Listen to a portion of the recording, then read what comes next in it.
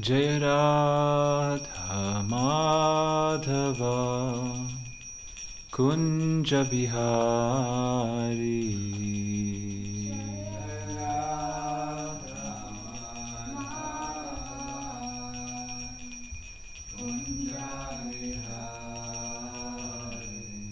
Jaya Radha Madhava Kunja Bihari.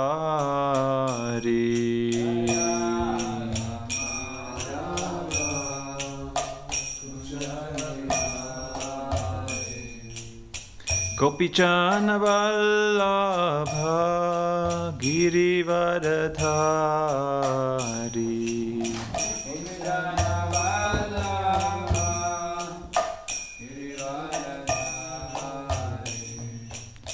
Gopichana Vallabha Girivaradhari.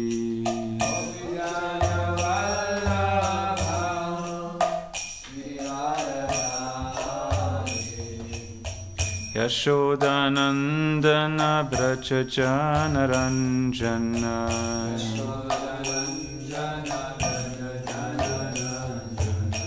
Yashodanandana Brachachana Ranjana.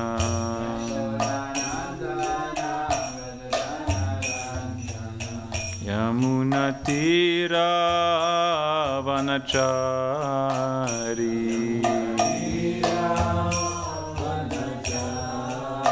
Yamunatira Vanachari. Jaya Radha Madhava Kunja Bihari.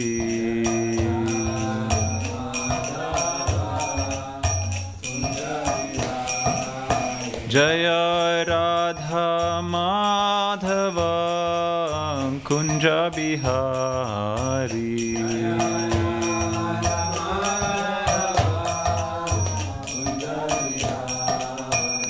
Hare Krishna, Hare Krishna, Krishna Krishna, Hare Hare, Hare Rama, Hare Rama, Rama Rama, Hare Hare.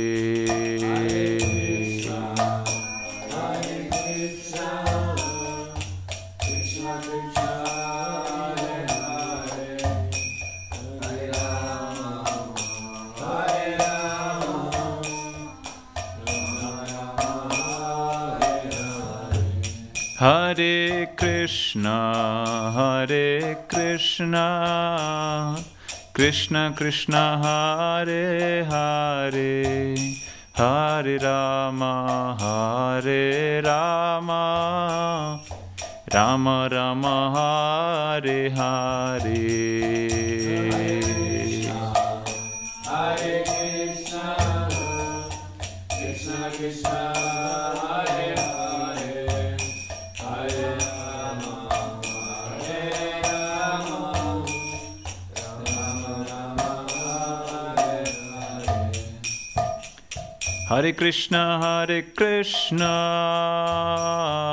Krishna Krishna, Hare Hare, Hare Rama, Hare Rama, Rama Rama, Hare Hare. Hare Krishna, Hare Krishna, Krishna Krishna, Hare Hare, Hare Rama, Hare Rama, Rama Rama, Hare Hare. Hare Krishna, Hare Krishna, Krishna Krishna, Hare Hare, Hare Rama, Hare Rama, Rama Rama, Hare Hare. Hare Krishna, Hare Krishna, Krishna Krishna, Hare Hare, Hare Rama, Hare Rama, Rama Rama, Hare Hare. Hare Hare Krishna, Krishna Krishna Hare Hare, Hare Rama, Rama Rama Hare Hare.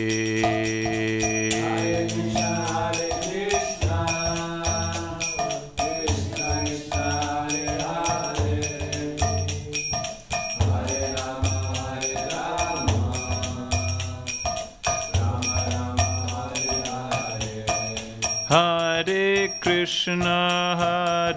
Krishna, Krishna Krishna, Hare Hare, Hare Rama,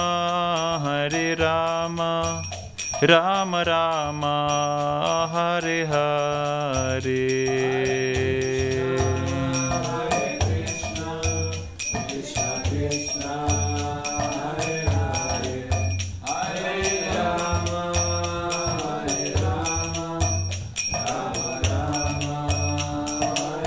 Jaya Jaya Prabhupada, Prabhupada, Prabhupada, Jaya Srila Prabhupada.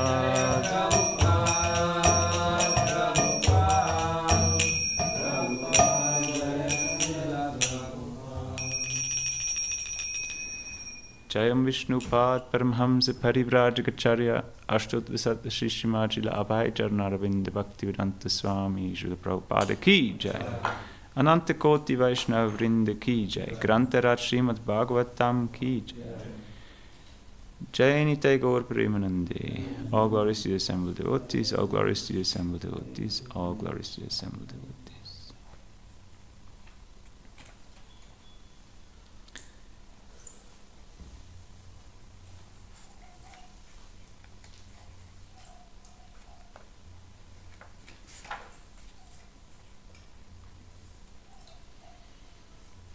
Om Namo Bhagavate Vasudevaya. Om Namo Bhagavate Vasudevaya. Om Namo Bhagavate Vasudevaya. Om Namo Bhagavate Vasudevaya. Om Namo Bhagavate Vasudevaya.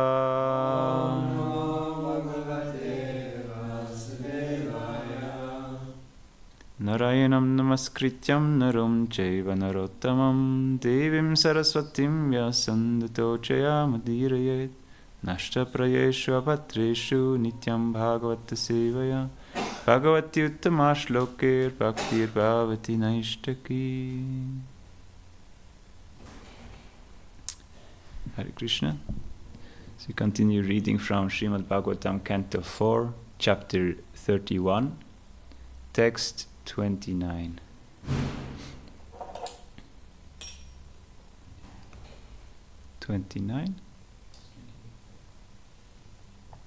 Okay.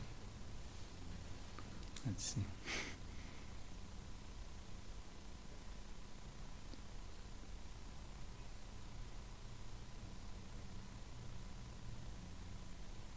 Well, I was given 29, sorry. I'll do... we already had 28? Or should I do both? Or let's see what it says on this list. Because if I jump ahead, then others. Well, yes, on this list it says 29. Yes. Last time this was 27 and then 28 also, and it was just written 27. So. Okay. So then we do 29. But thank you for writing nicely. And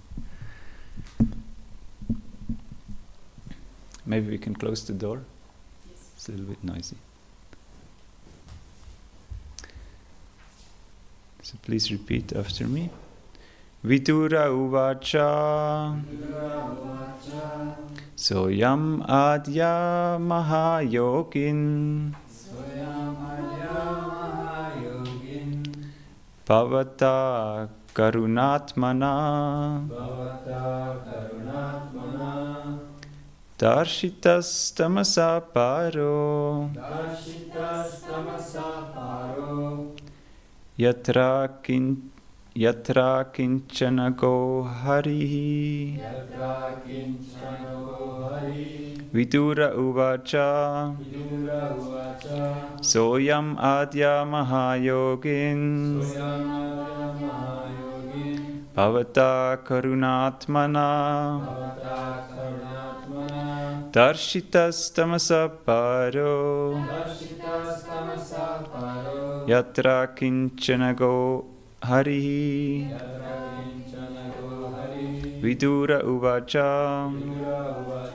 soyam adya mahayogin bhavata karunatmana darshitas tamasa paro yatra kinchana go harihi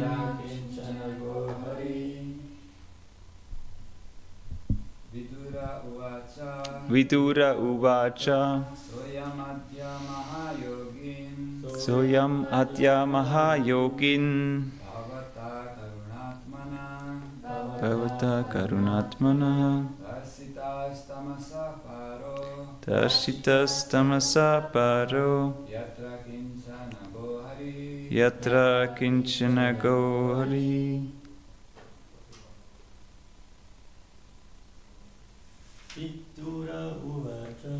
Vidura uvacha soyam adya mahayogin bhavatat karunatmana darshitas tamasa paro yatra kinchana go harihi. Vidura uvacha soyam adya mahayogin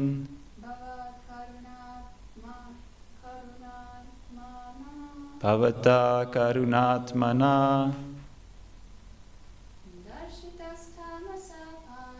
darshitas tamasa paro yatra kinchana go harihi.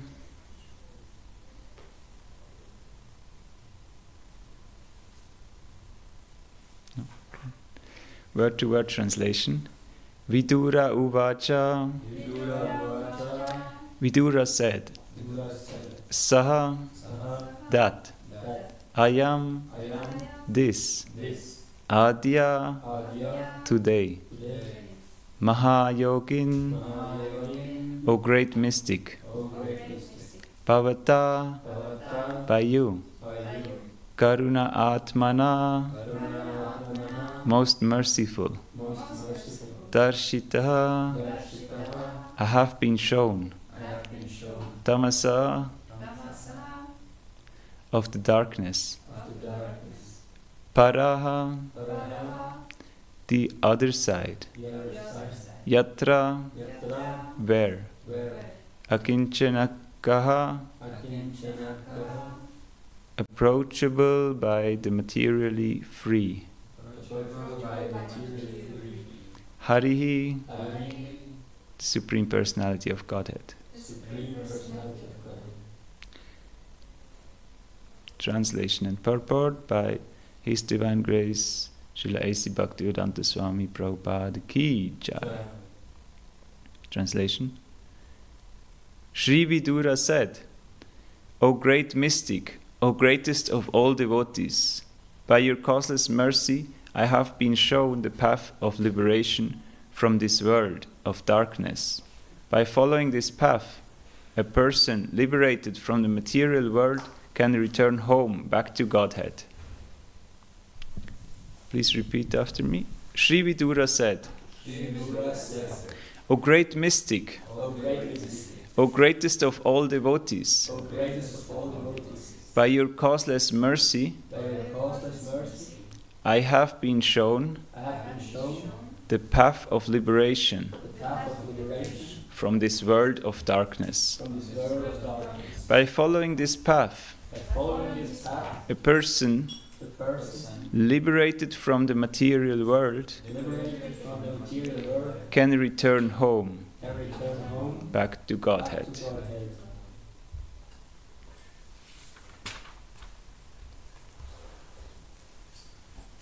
Purport. This material world is called Tama, dark, and the spiritual world is called light.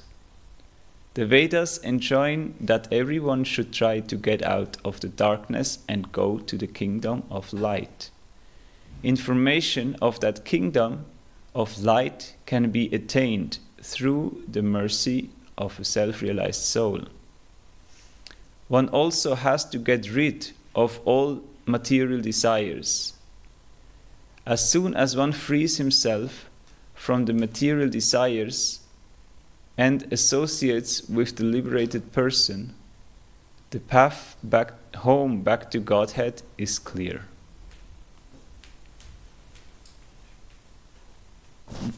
Okay.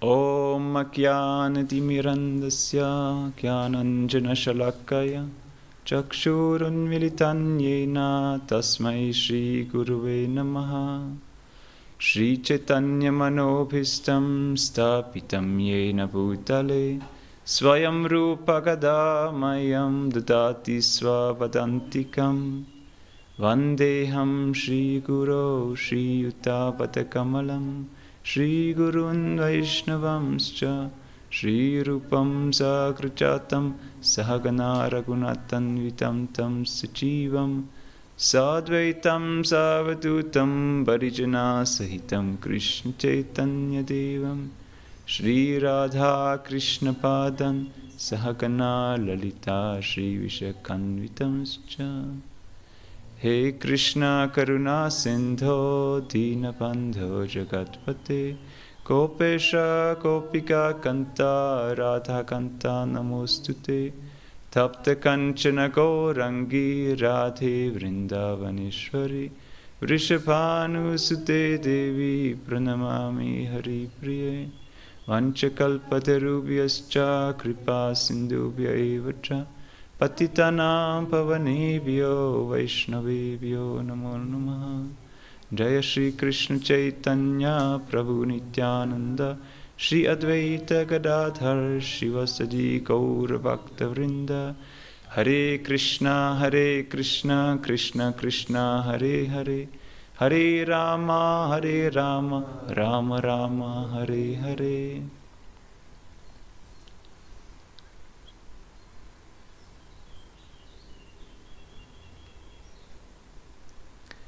Hare Krishna. So this is one of the last few verses of the 4th canto, Srimad Bhagavatam. And it's related, so this is now Vidura speaking. After Maitreya Rishi had narrated to him the conversation between King,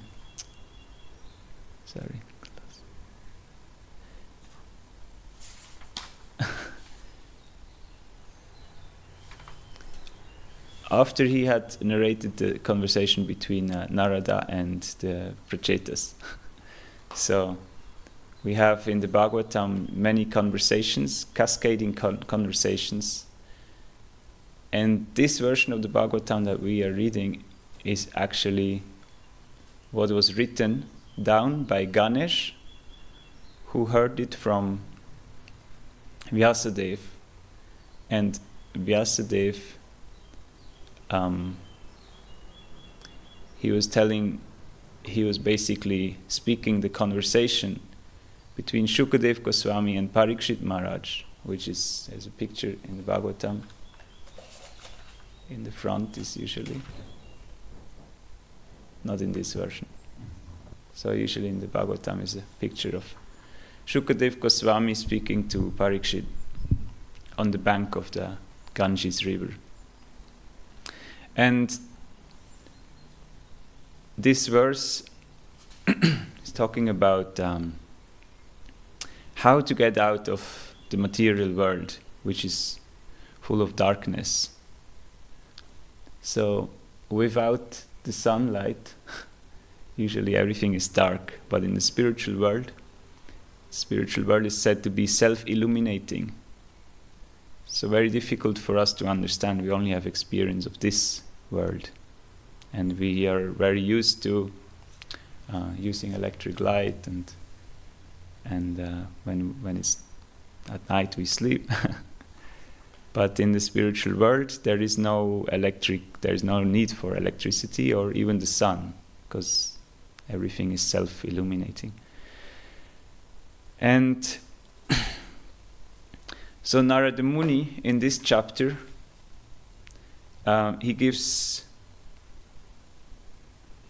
a very good example. Actually, he's telling the whole philosophy of Krishna consciousness in brief, which is the way to get out of this world of darkness. And the chapter started with the Prachetas leaving their home. So the Prachetas were already very elevated, spiritually elevated. They had been practicing austerity for a long time, and then worshipping Lord Shiva, and then they entered into the household life, the Grihastha ashram. And after many, many thousands of years, they decided to retire from home, and they went to the ashram of Chachali. He's one rishi. And while they were there practicing the eightfold yoga system, which includes asanas and pranayam, the asanas which we know from Hatha Yoga, which is very popular nowadays, and pranayam, which is breathing exercises. So while they were practicing this yoga system, Narada Muni came and instructed them about self-realization, and what is actually the goal to achieve. Because sometimes when people practice yoga, or also when we practice yoga, sometimes we may forget or we may lose the goal out of sight, because it's very complex. This eightfold yoga system is quite complex. It starts with yama niyama, things to avoid and things to adopt, or things which are favorable. And in short, this means that we give up things which bind us further to the material world and increase our connection to this body and everything around us. And we increase our spiritual concentration, our meditation. And then come the asanas. So the purpose of asanas is so that the body, or asana means sitting postures, or it means that is there so that the body becomes is not anymore disturbed. Sometimes many people working in the office, they get this hunchback because they're sitting like this on the computer and every day, and this is blocking the nerves in the spine. So this is just an example that by this asana, which is the one that we practice the most, the lotus seat, or Padmasana, yes, I think, or Sukhasana. It helps to concentrate. And the other asanas, they're all also helping to to regulate the different meridians, the different flows of energy in the body, so that then one can go to the next step and practice these breathing exercises. And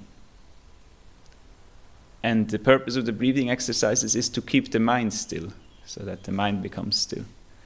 And then next few steps is meditation. Once the mind is still, one can actually sit for many hours.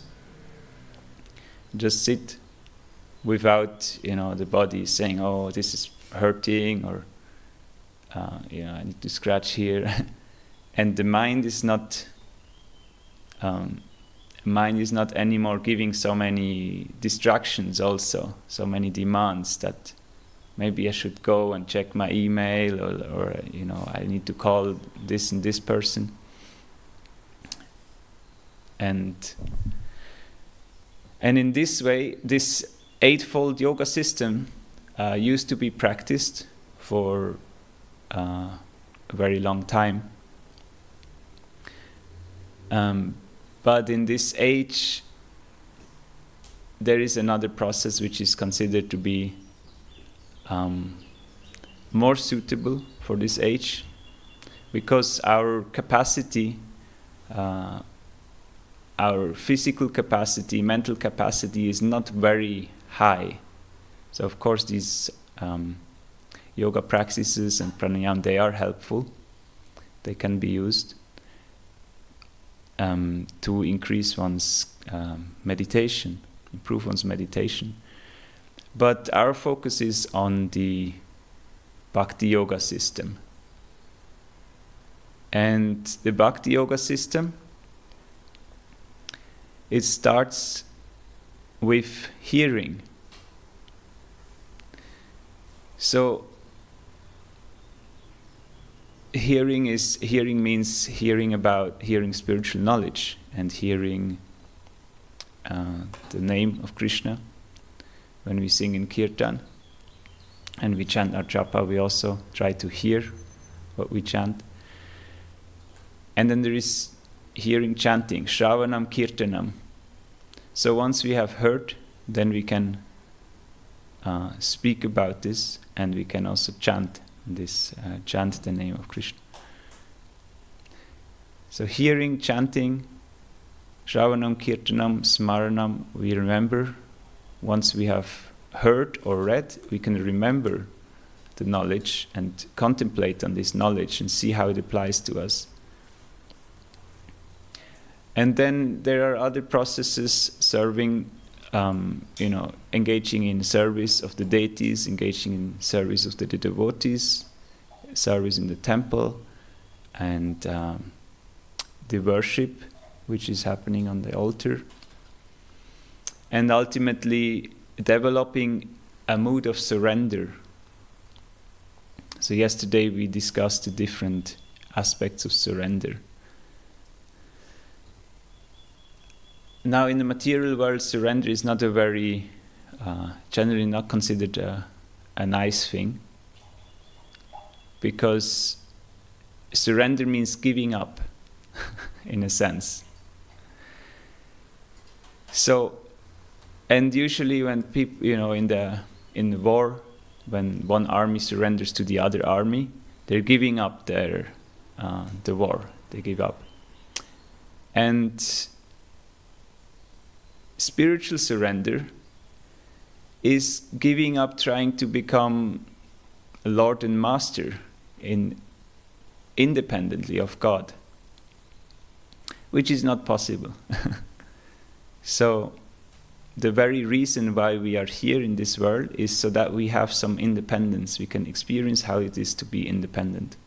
And, there's so many opportunities, so many things can be done in this world.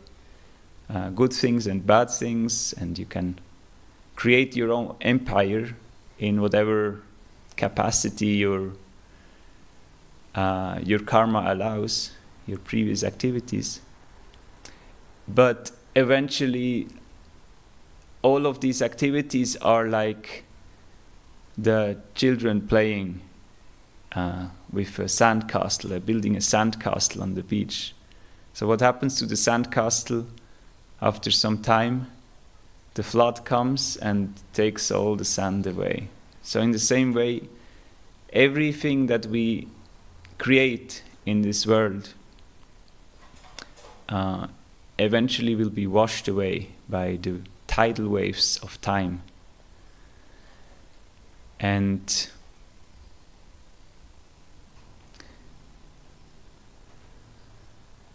therefore, a self-realized or a learned person who understands the purpose of life, which is to serve God, to serve Krishna, he tries to give up all these attachments, all these illusory ideas which we have been carrying with us for many lifetimes. So Narada Muni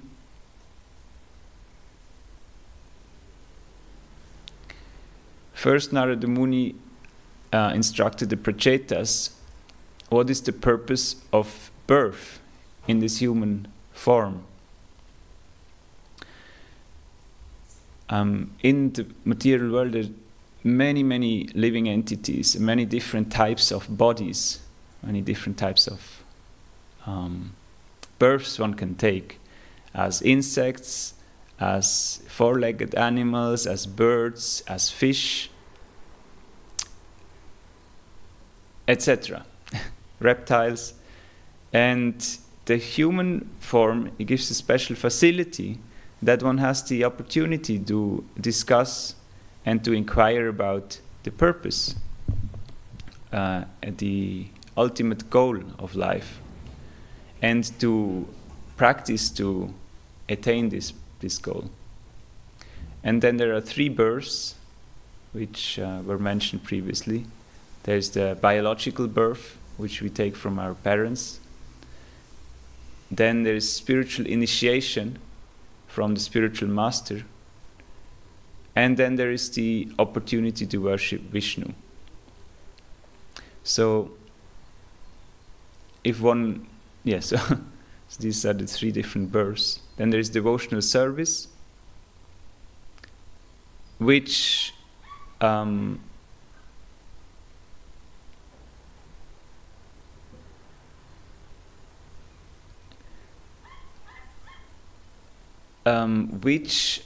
as I said, is supported by these different yoga practices. But Narada Muni points out here that the practice of yoga, austerity, and Vedic study is futile or useless if it doesn't bring one to the point of serving, of devotional service to Krishna, and to realize Krishna. And then Krishna is explained like the tree. So one cannot water the tree by putting water on the leaves. Usually you have to water the root of the tree, and Krishna is that root. Krishna is that root of the entire creation. So there are many people who are very benevolent and charitable, and they want to serve humanity. They want to serve the animals who are being exploited. And this is a good quality, to want to serve other living entities, to have compassion is a sign of compassion, which is a divine quality. But the higher principle is actually to reawaken this Krishna consciousness within oneself and within others,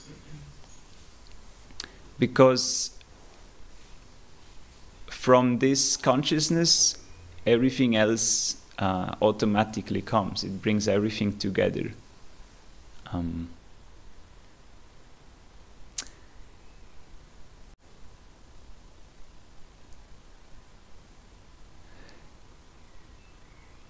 Then, Narada Muni talks about creation and dissolution, and the three modes of material nature: passion, darkness, and goodness, which are the foundation of this material world. So, darkness,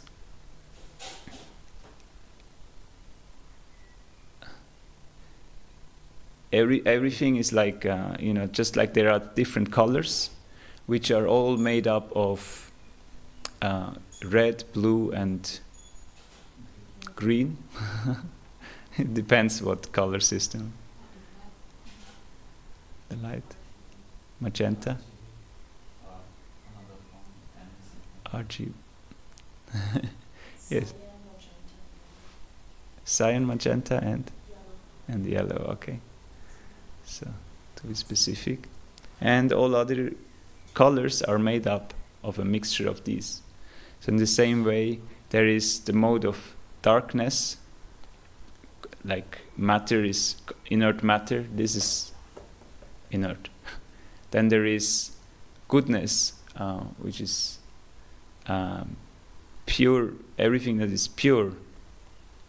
And then there is passion, things that the passion is what makes these things move in this world. And in order to come to the spiritual platform, or in order to be able to practice spirituality or practice yoga properly, it's important to increase this mode of goodness and to reduce the mode of darkness or ignorance. And this, there are a few basic ways to do this, is by regulating. Regulation is the foundation of the mode of goodness. Regulation and maintenance. So what do we need to regulate? First of all, we need to regulate the basic activities of the conditioned living entity, which are all the living entities have in common. Humans, animals, birds, fish, they all have this. And these activities are eating, sleeping, mating, and defending. And so which means we need to regulate sleep, we need to regulate eating, mating, defending. Defending means of course in a more crude way, that you keep your weapon at home, and but defending often in a more subtle sense is related to the false ego. So often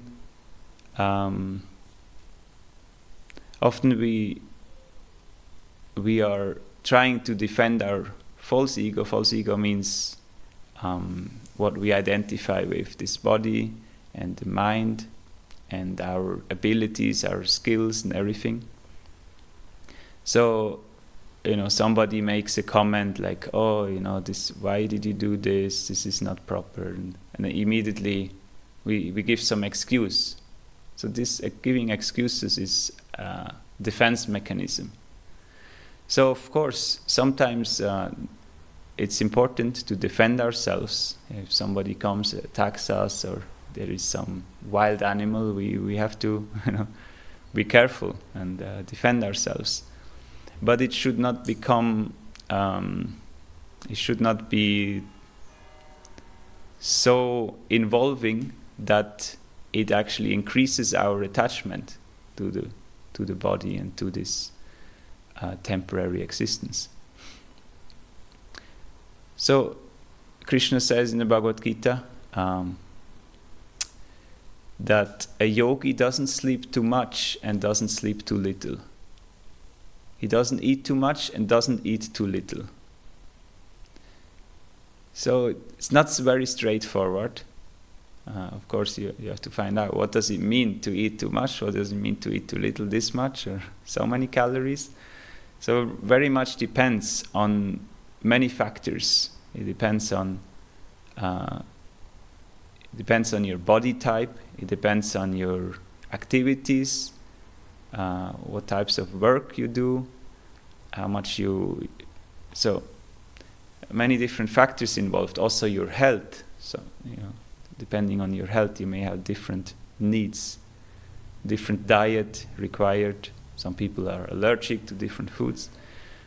So in this way, it does require some analysis and some introspection to know how much sleep is too much or too little, how much food is too much or too little. But the general notion should be to try to reduce the bodily necessities of life.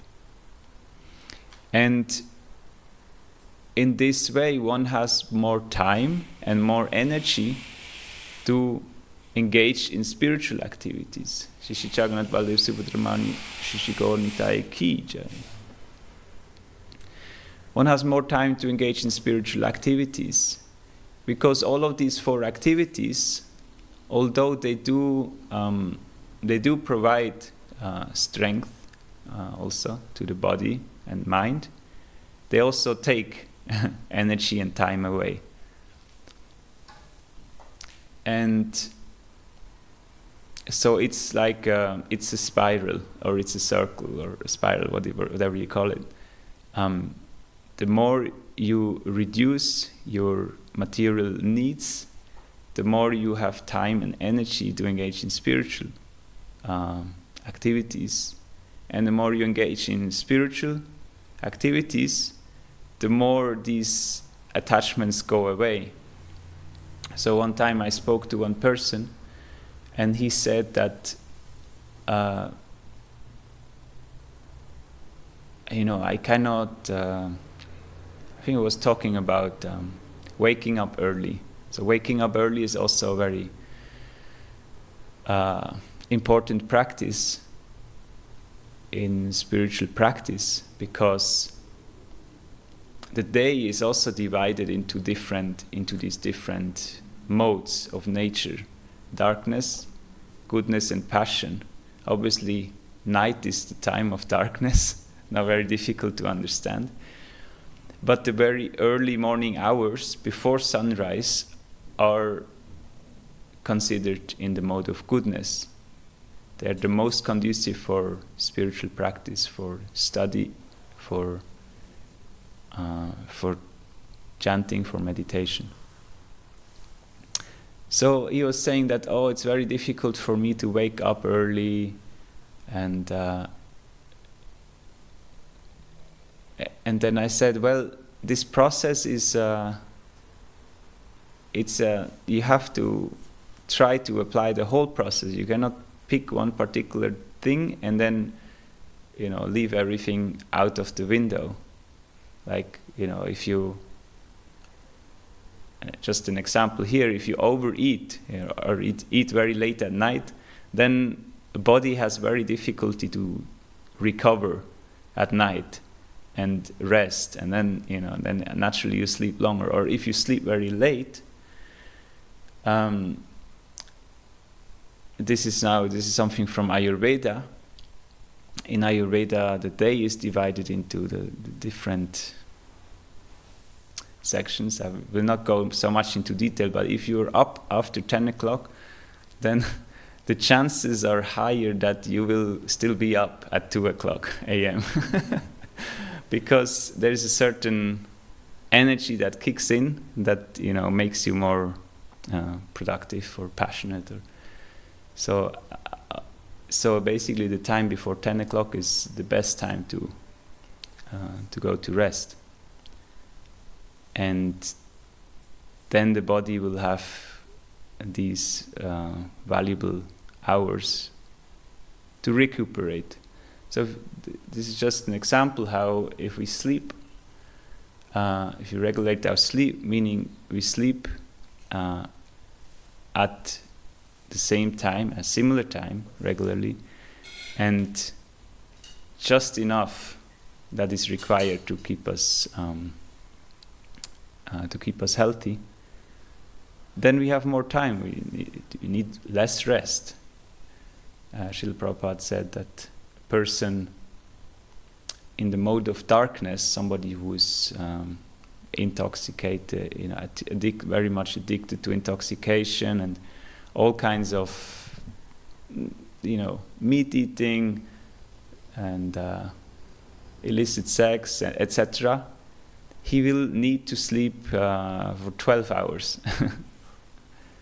So, and if you're fixed in the mode of goodness, then usually 6 hours is enough. So this is not something that can be forced, because if you don't sleep enough, again, according to your capacity, then your health will be affected. And eventually, if the health is affected, then everything else goes out of the window. I have a friend, he has a very severe disease, because previously he used to smoke a lot, and he stopped, but now he has the effect of of the smoking, and he got this a scar on his lung, and this scar is growing and growing, and his lung capacity is going down. So, and from time to time he has to go to hospital for several weeks, and he basically cannot do anything. Even chanting becomes difficult if you're in such a condition. So that's why it is so important to be regulated, not too much, not too little, and this requires some maturity to understand what we can handle. Generally, in the beginning, when somebody takes up spiritual practice, the tendency is that we want to go all the way in, all the way. This happens in all kinds of spiritual paths. I know people who practice yoga asanas, and they want to, do it all, so much that, they injure themselves, they twist their knees or the back or whatever. So although, these things are all beneficial, if it's too much, even spiritual practice, then it can take us away, further away.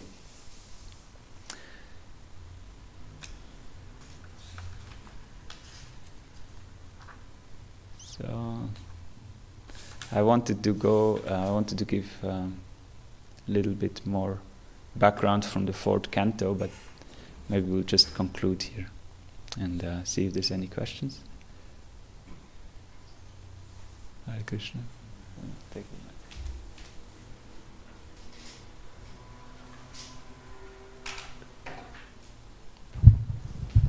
Thank you.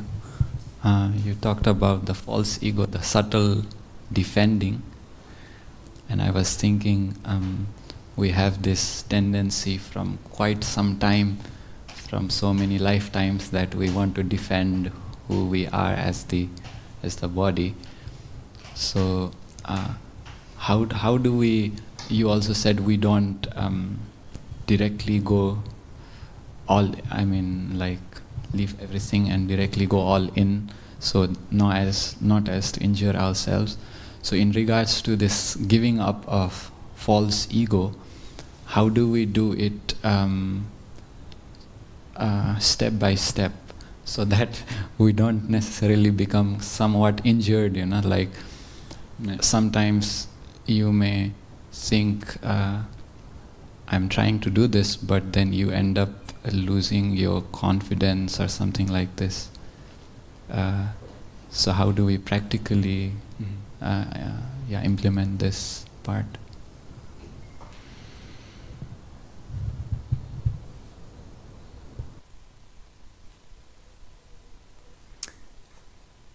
So one is the spiritual master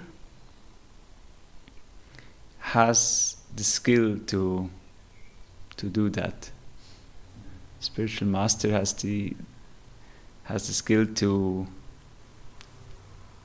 destroy our false ego. And the expert spiritual master, and of course, any devotee who is trying to become exemplary, we understand that everybody has these conditionings. We're in this material world because we have all of these mistakes. And this requires, just like if you have some disease, like you have some, let's say, some whatever, some tumor or something like this, it requires a very skillful operation to remove that. If you just go, I've heard of stories where people try to pull their own teeth to save some money from going to the dentist, and it went very wrong, and some infection, and oh my God. So it requires some expertise, and it's good to have a guru, a shiksha guru, to be specific. So diksha guru may be also the shiksha guru, but it's good to have someone who can guide us, because that's the core thing that we want to try to achieve with our spiritual practice, is to overcome our false ego, or our false consciousness, our ego consciousness, and convert it into Krishna consciousness. So that's the very purpose of our practice. So just to be aware of this is also sometimes helpful, because sometimes we may be engaged in so-called devotional practices, and our intention may be different sometimes. Like when, even practice of honoring prasadam is also a spiritual activity in a sense, because it's sanctified food. But it's not always so easy to do that with purely spiritual intention. That's probably one of the most difficult. Other things which may be difficult is to give Bhagavatam lecture. What is the purpose of this? Is so that the speaker, he has to contemplate on the subject matter. Usually when we just read, at least when I read, sometimes I get carried away and I just read, and just for the sake of reading I get lost and I forget everything. But when we prepare, then there is a chance that we remember something, and we also do a little bit more deeper introspection and contemplation. And then, of course, for the purpose of the listener attending the Srimad Bhagavatam class, so that we hear. Hearing is the first step of the devotional process. And in Srimad Bhagavatam, like we chanted this verse, which is in the beginning of the Bhagavatam, Nashta Prayeshu Bhatreshu Nityam Bhagavata Sevaya Bhagavati Uttama Bhaktir Bhavati Naishtiki. By regularly serving the pure devotee, which this is from Bhagavad Gita, Krishna says, try to learn this spiritual knowledge, or tatviti pranipatena pariprashnena sevaya patikshanti te jnanam jnaninas tattvadarshina. Try to understand this process by approaching a spiritual master. You inquire from a sadhu or guru, and you offer service. So whenever you get something from somebody, you should always give something in return, otherwise the exchange is not complete. Like when you go to the shop, you pay money for your goods. If you just take it, there will be some repercussion. Either, you know, police will catch you, or there is a karmic result from it. And yesterday, Srila Prabhupada said that karma works in a way that there is interest also. So you take $1 or 1 Swiss franc, you have to pay interest on this. If you just take it away, and compound interest. So, you know, after a few lifetimes, it may be a big debt that you have to pay back. Sorry, I got carried away. So by serving the pure devotee, right, the spiritual master, and devotees in general, and by this studying the pastimes, the activities of pure devotees, like, you know, these great personalities, Maitreya, Vidura, King Parishat, the Prachetas, we have examples of how they purified themselves. And there are different levels of hearing, and one level is it goes in and comes out. Another level is it, you know, we contemplate about it, or we store the information, and, you know, we speak it when we get a chance. Oh yeah, this, you know, here in the Bhagavatam says this, here it says that. But the deeper or the higher purpose is if we can apply it to our specific situation. So in short, study Srimad Bhagavatam and inquire from devotees.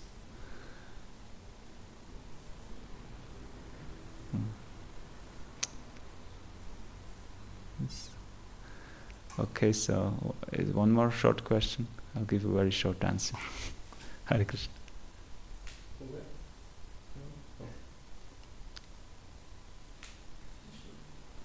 The Ekadashi breakfast time is today is at 12 past 9. So I'm not sure if, I assume that the breakfast will be grains, but just so you know that whoever is fasting. Yeah. Hare Krishna. Hare Krishna, thank you very much for your lecture. How many questions would you like to take? Technically the time is up.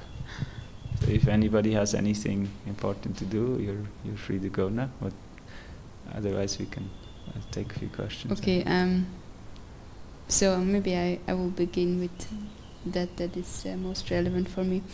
I'm always struggling with going to bed early, and then I have the tendency to sleep too less. And I wanted to ask you how you're managing. Okay, I'm definitely not the best person to ask this. Yeah, so how I personally manage is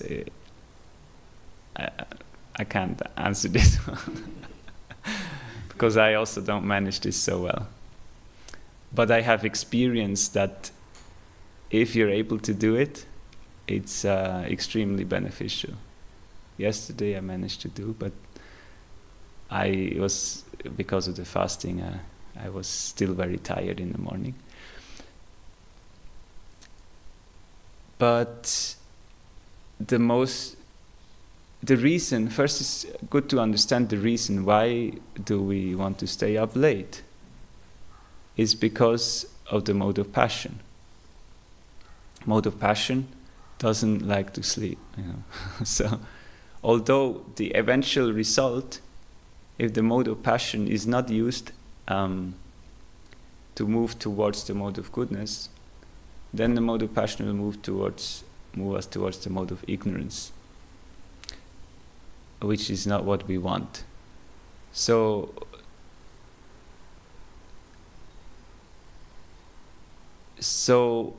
understanding that the mode of passion is keeping us awake, and, you know, we want to do our work, we want to finish something, whatever it is, some work, usually, then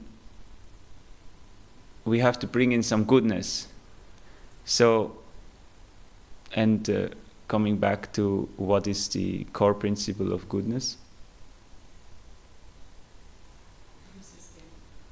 Yes, sustainable, regulated, something that can be maintained. And the best way to bring that regulation in our routine, daily routine, or just the word routine is already it's already a good start. Routine is something that you do on a regular basis. So while we are sadhakas, while we are practicing this regulated spiritual practice, and we are not on the platform of spontaneous spiritual practice, we try to do everything as much as possible, everything in a routine way. We have a fixed time, we go to sleep, we have a fixed time, we wake up, we have a fixed time, we have a breakfast, lunch, dinner. Even, eating the same things every day, it's actually the best for the mind. If you have everything every day something else, it's very difficult for the mind. Oh, I have to try this, I have to try it. But somebody who's aspiring a higher state of consciousness, it's more beneficial to have things in a regulated way. Not too much change of, today I'm doing this, tomorrow I do that, and today I eat this, and then I eat that, and these things are very disturbing for the mind. Disturbing, it means it brings more, aggravates the mind. And the purpose of a spiritual practitioner is to try to bring the mind into a peaceful state. So planning a day is the best thing to do. Planning the day as simple as possible. Like at least the morning part is for people who live in the temple. It's already sorted out. Everything is at the particular time, and you don't have to think so much about what is next.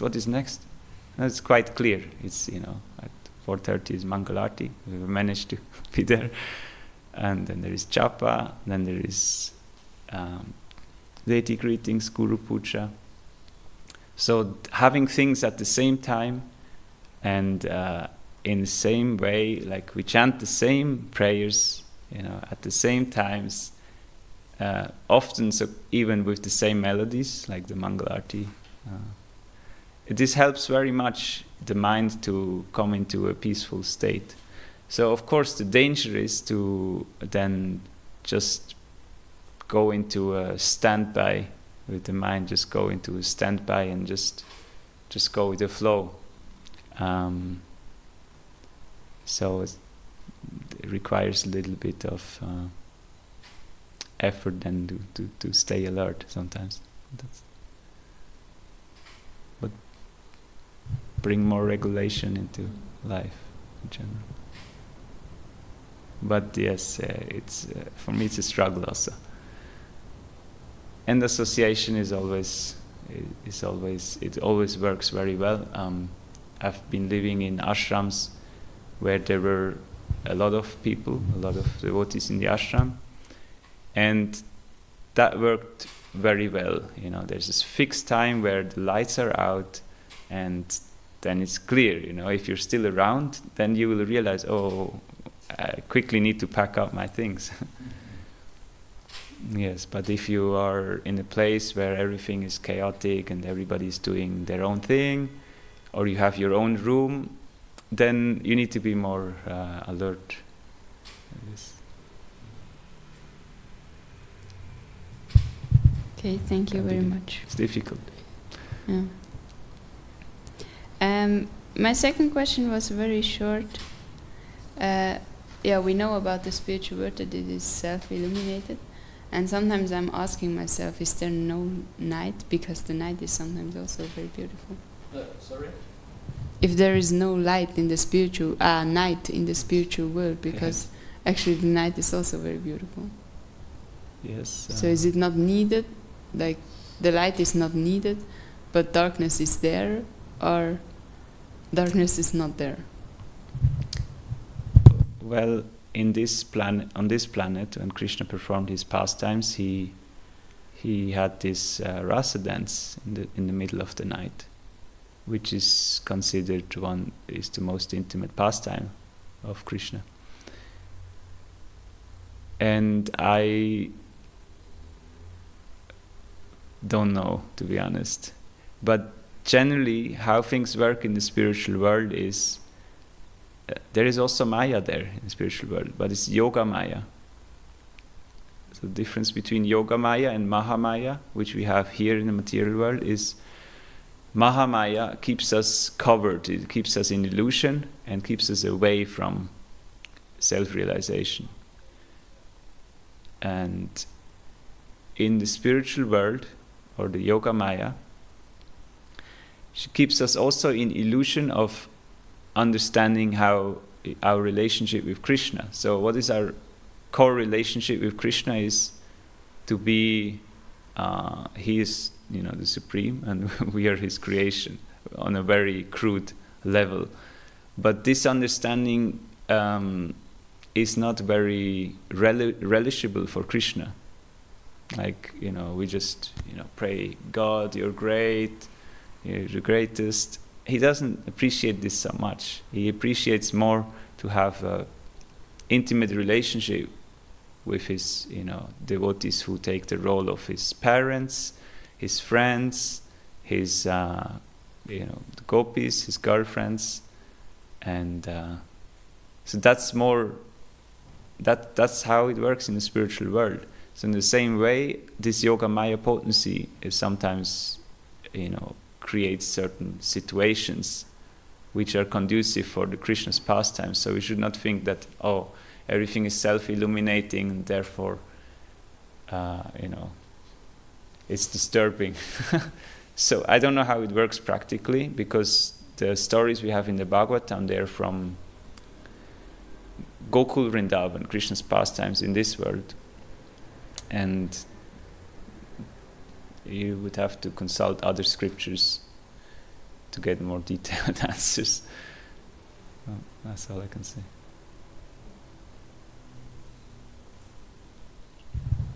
And thank you. And may you elaborate on the third birth, like the opportunity to serve? Because we can also serve Krishna like without the second birth, or I don't know. How is it to understand that we actually born again when we start devotional service? Okay, so first birth is biological, then initiation from spiritual master, and then the opportunity to serve Krishna.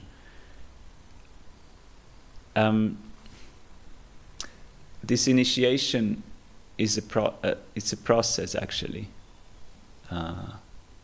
Of course, in one sense, you get the guru accepts you, you get your beads in ISKCON, you get your beads, you make your vows, and that's it. Initiated. But it's also a process, means that you're being introduced. Initiation means introduction. So you're being introduced into the process of devotional service. So from that point of view, everyone who takes up the practice is in the line of Srila Prabhupada, because Srila Prabhupada is also a spiritual master. And so in a sense, we are already, it's already there. But then the other understanding is that if you don't make a conscious decision to take shelter of a spiritual master, and you get that shelter, then it'll be more difficult. It depends what the situation is. If the reason is that, I don't want to surrender to a guru, I just want to do my own thing, try to figure it out myself, then definitely there's some deeper issue. But if it's, you want to take shelter of a spiritual master, and for whatever reason it doesn't work out, maybe your spiritual master, he leaves his body before you get initiation or before you get to meet him, that's a different situation probably. Just something came to my mind, like Microphone.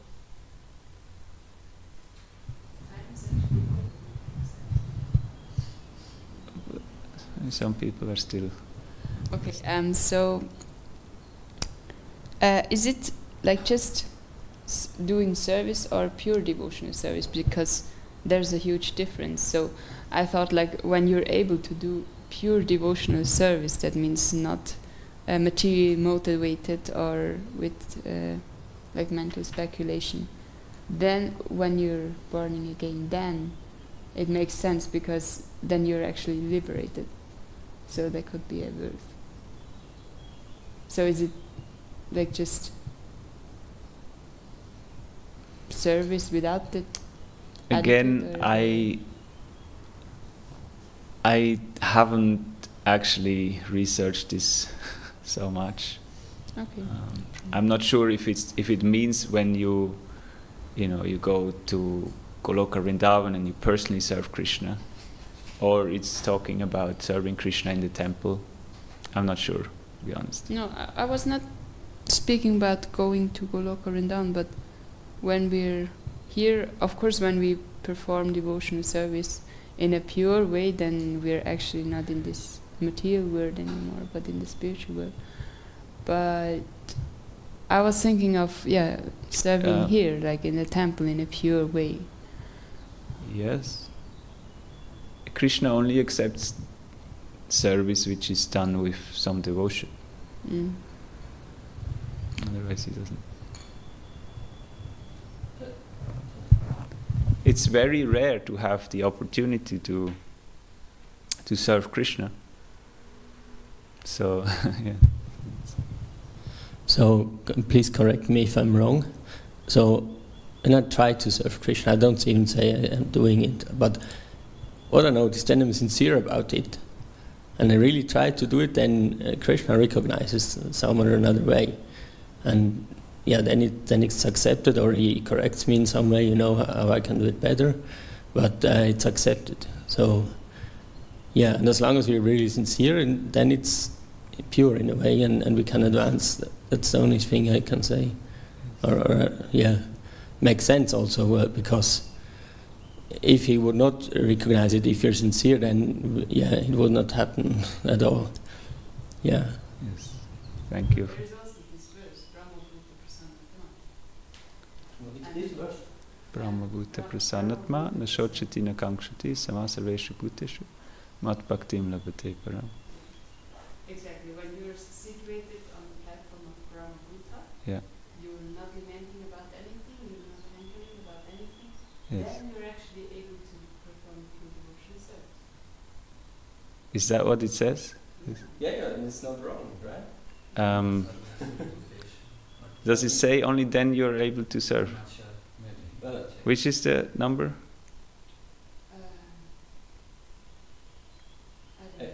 What I said before, I did not say it's pure. I said it's recognized and appreciated.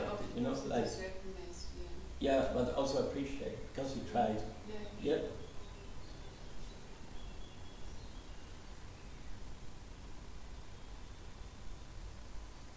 So this is Bhagavad Gita, maybe chapter 18, 54, is that correct? Maybe you can just type in the beginning and then find the... One who is thus transcendently situated at once realizes the Supreme Brahman and becomes fully joyful. He never laments nor desires to have anything. He is equally disposed to every living entity. In that state, he attains pure devotional service unto me. Okay. It doesn't say only in that state. In that state, one attains pure devotional service. In that state, not stage. State is different. A state means in that kind of situation. he naturally, because there's nothing else to do, he doesn't have any material attachments. So, good question. Because also it is said that somebody who realizes Brahman goes to the Brahmajyoti, but then it comes back down again. That's sometimes Prabhupada says this. The goal is to realize Brahman and then Paramatma and then Bhagavan, and not to stick on Yes. Brahman. That is what Prabhupada is saying. And when you're actually separated in Brahman, Yes. you can become pure devotional service. And when this is like the third birth, it completely makes sense for you. Because then you're like liberal, you get out of this material thing.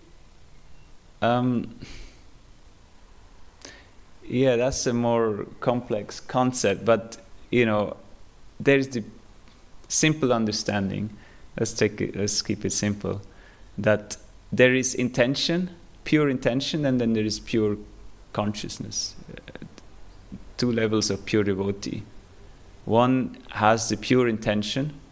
Srila Prabhupada said, on that level, everyone who takes shelter of this process tries to be sincere, like you say. On that level is considered a pure devotee, in the sense that you're practicing the process of pure devotional service and not the process of mixed devotional service. Mixed devotee or mixed bhakti would be, you come, you give some donation, and you pray, Krishna, you're the supreme. I understand. I like you very much, and because I like you, you also like me. Now you give me nice car and this and this. So this is mixed, and of course, because we have we also have some conditionings and contaminations still. So we have some mixed motives sometimes, like I said before, that even when we practice some devotional activities.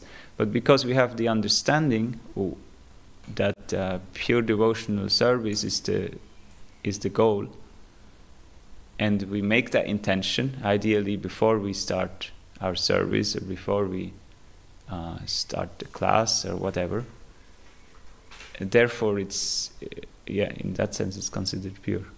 So, because the goal is pure.